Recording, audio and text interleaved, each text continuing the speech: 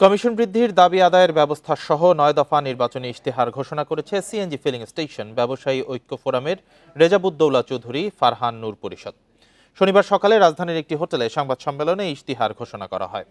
এ সময় সিএনজি উৎপাদনে ব্যবহৃত জ্বালানির মূল্য বৃদ্ধির সাথে সাথে স্বয়ংক্রিয়ভাবে ভোক্তা পর্যায়ে তা সমন্বয় এবং সিএনজি স্টেশনের রেশনিং প্রথা সম্পূর্ণভাবে বাতিলের ব্যবস্থা করা হবে বলেও প্রতিশ্রুতি দেওয়া হয়। শ্রম অধিদপ্তর, পরিবেশ অধিদপ্তর, ফায়ার সার্ভিস ও বিএসটিআই সহ সরকারি বিভিন্ন দপ্তরের অযৌক্তিক সিদ্ধান্ত ও অন্যায্য ফি বাতিলের ব্যবস্থারও প্রতিশ্রুতি দেওয়া হয় সংবাদ সম্মেলনে। পরিষদ নির্বাচিত হলে ইজারা মূল্য সহনীয় পর্যায়ে নামিয়ে আনা হবে। খাতটিকে টিকে রাখার জন্য প্রাণান্তকর চেষ্টা করেছে।